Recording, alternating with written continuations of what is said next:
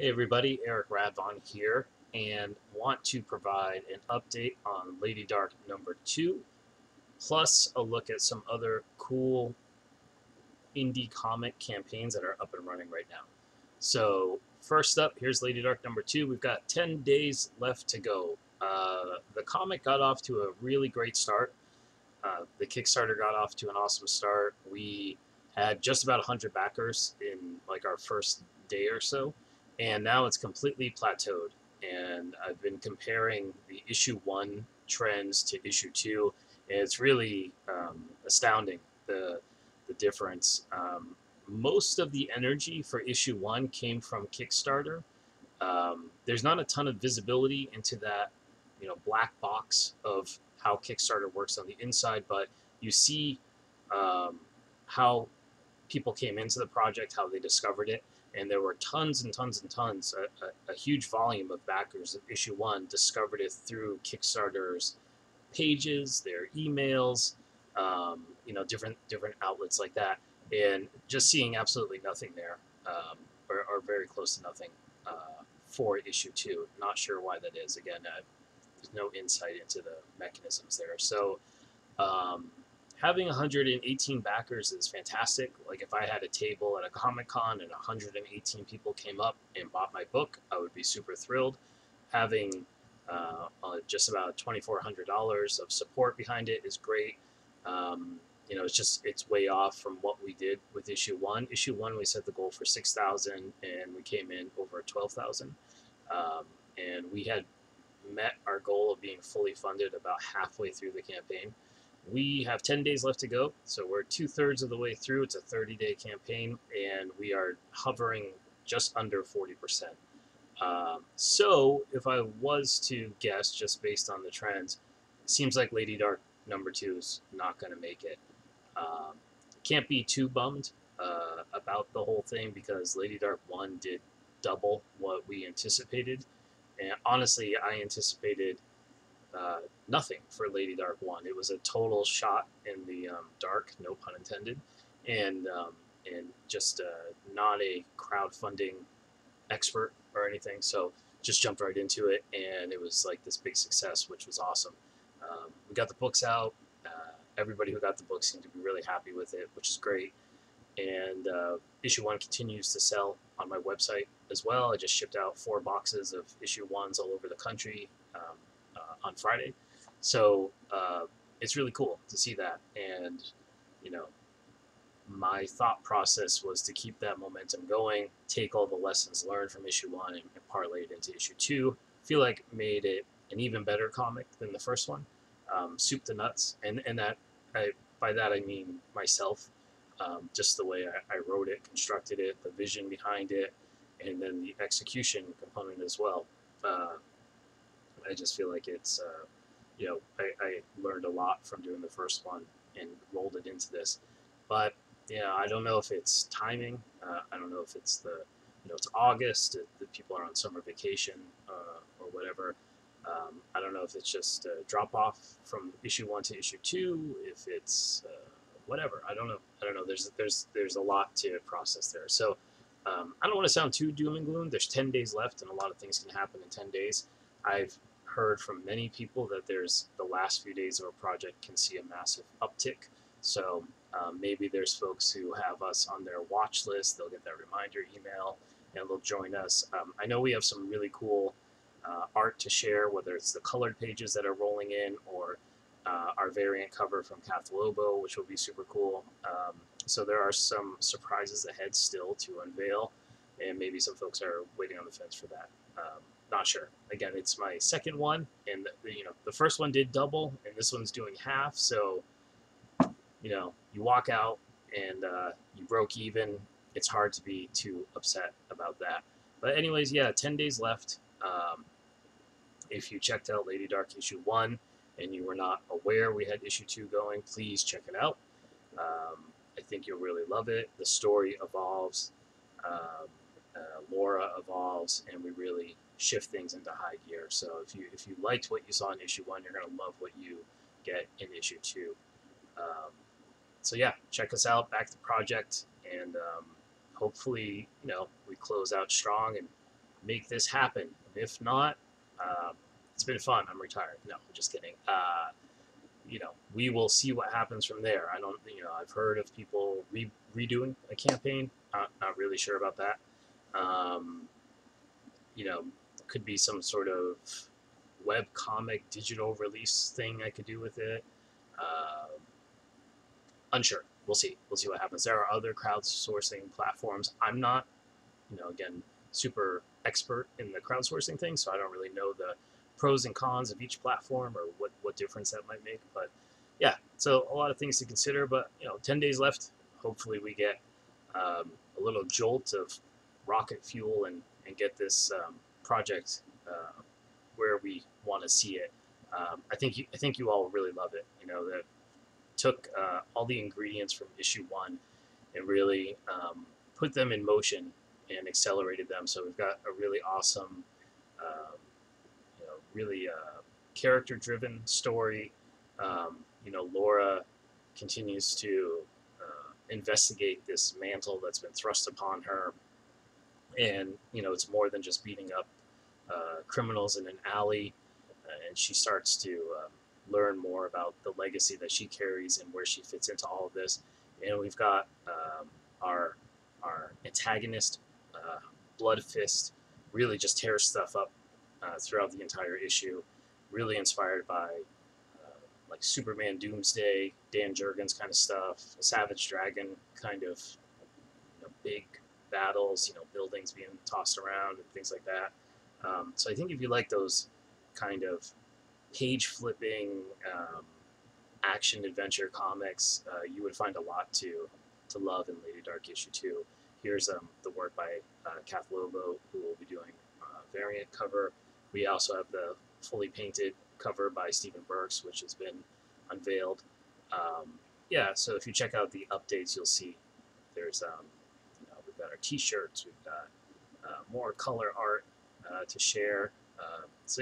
I think the work has come out really well. I think you all would enjoy it. So hopefully we can make this happen.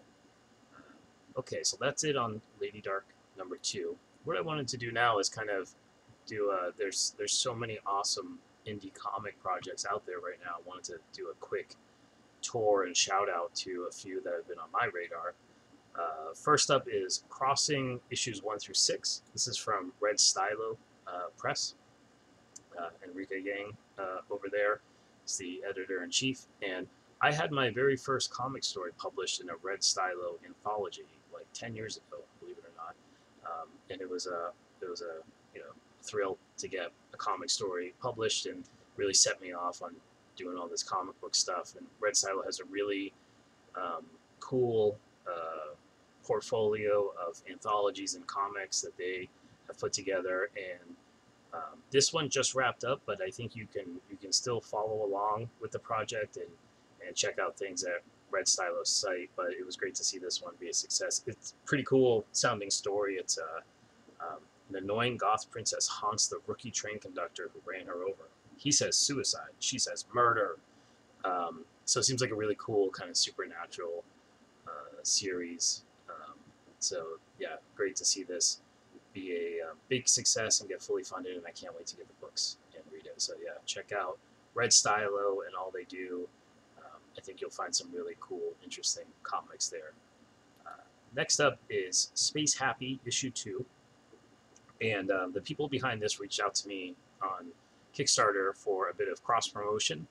They saw LadyDarke and thought it was cool, and I saw their book and thought it was cool.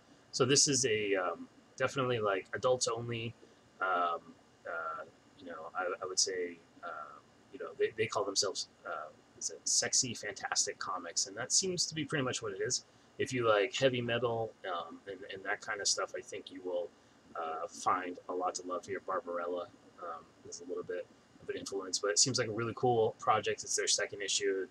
They're super successful with it. So you can see they're way over their goal. They also have 10 days left to go, so they are on the same timeline as us, and they're killing it. So give them a look. It seems like a really cool project.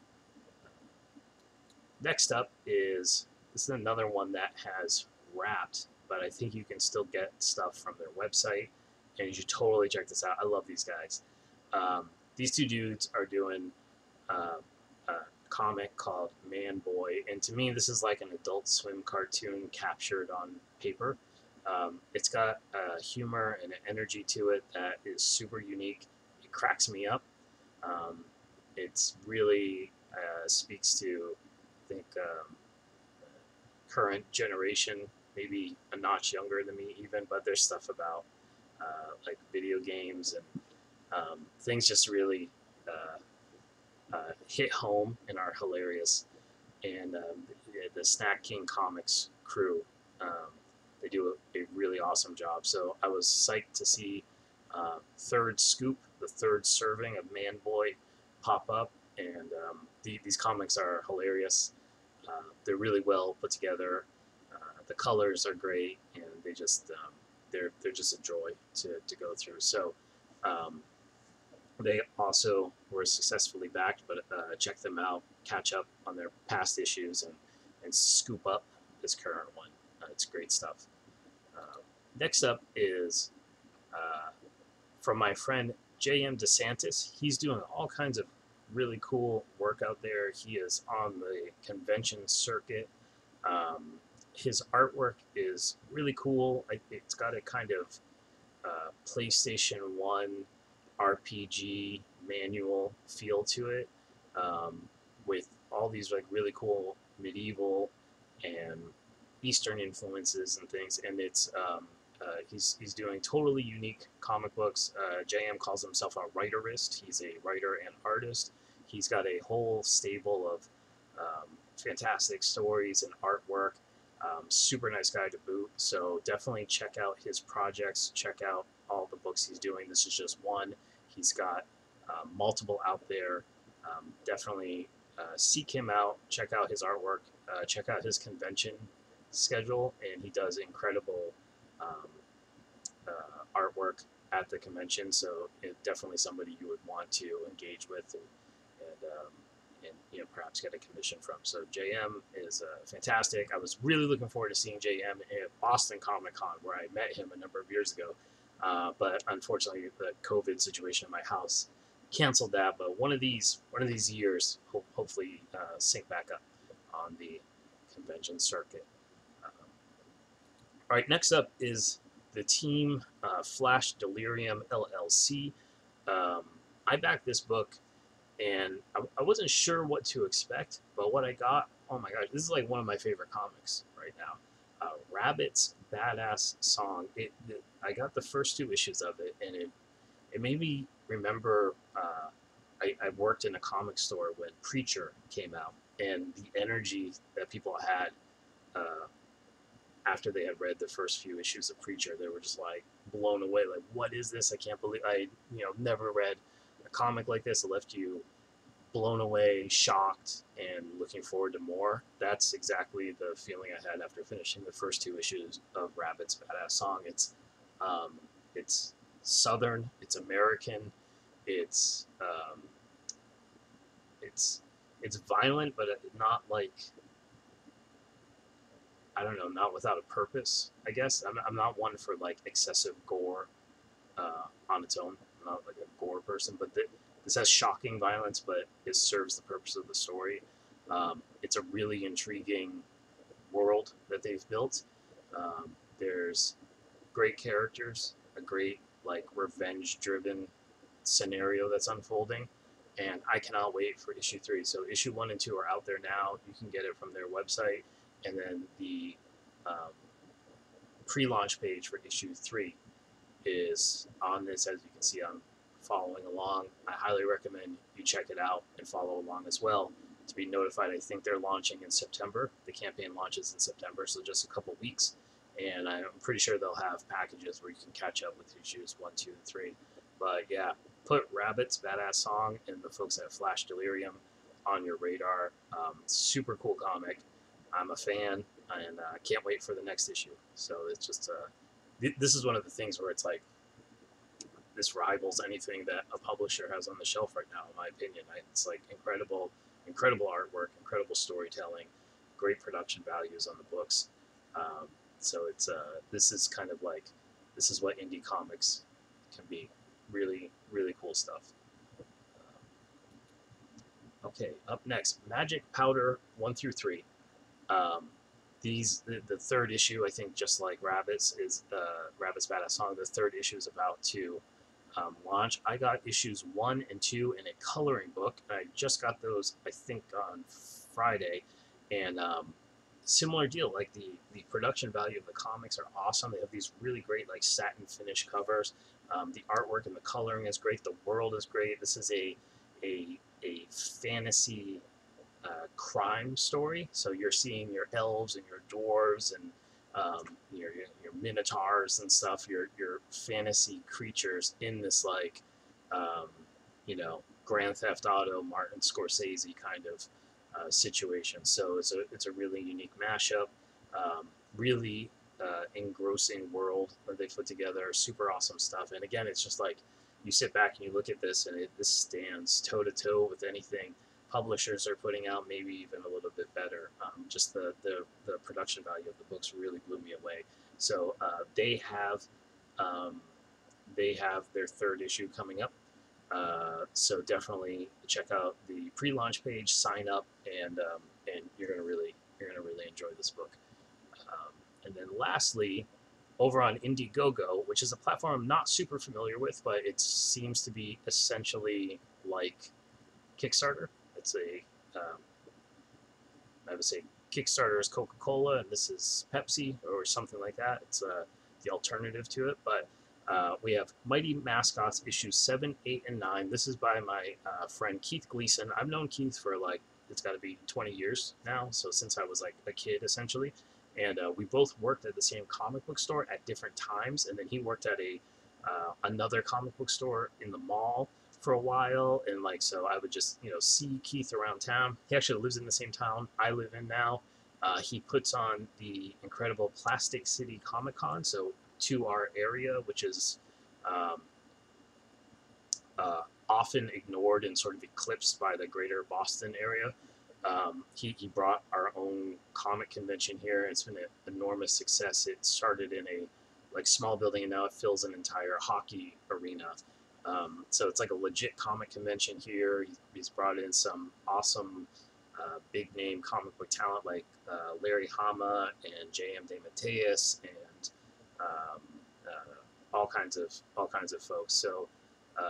So Keith is like 100% comic book guy. He writes and creates and does the conventions, and then I know he's on the convention circuit himself, and they do pins and toys and artwork and all kinds of stuff. So he's got this incredible creation called Mighty Mascots, and it takes all the like um, cereal and food mascots that we grew up with in the 80s and 90s in those commercials, and brings them to life in this comic book adventure. What I ended up doing, I had some of the earlier issues, but I don't know if you're like me. Once I file them in a box and I put it in the collect, it's like Raiders of the Lost Ark warehouse, and I tend not to dig those boxes back out. So what I did, they have an awesome catch-up tier where you can get like all the catch-up bundle. This is what I did, so you can catch up, get all the books here. But yeah, Keith is seems like Keith is having a blast creating this mascot universe, and it just keeps expanding and expanding and expanding. And such a great kind of idea, sensibility.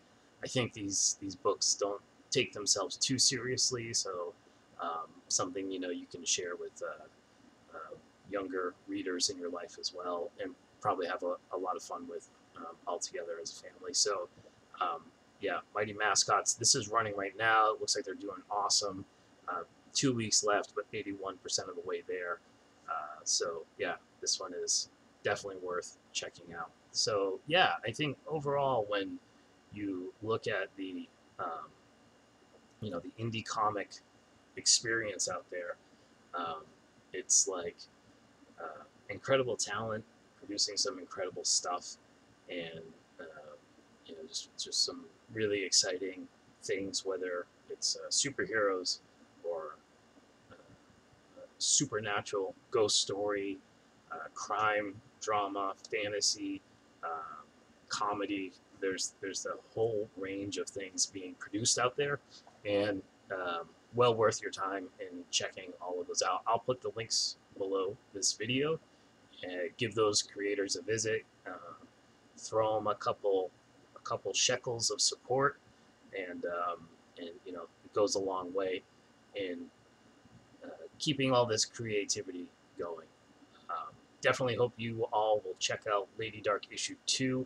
We can get over this issue 2 hump. We've got some amazing things planned for issue 3. Is almost like a Vertigo book. It's totally surreal. If issue 1 and 2 is like Steven Spielberg or whatever, issue 3 is like Luis Buñuel.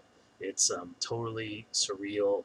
Um, Laura goes through a metamorphosis and a psychological journey that's super interesting. I think it will lend itself to really interesting art, and it's going to take things to a whole different level.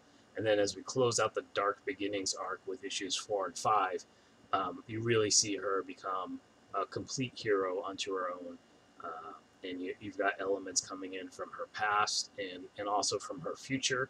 And I think we've, you know, I've got a pretty awesome hero's journey in place here. So if you like those old comics that were exciting and thrilling, and you could not uh, guess what was coming on the next page, LadyDarke is right up your alley, and we hope you will check it out.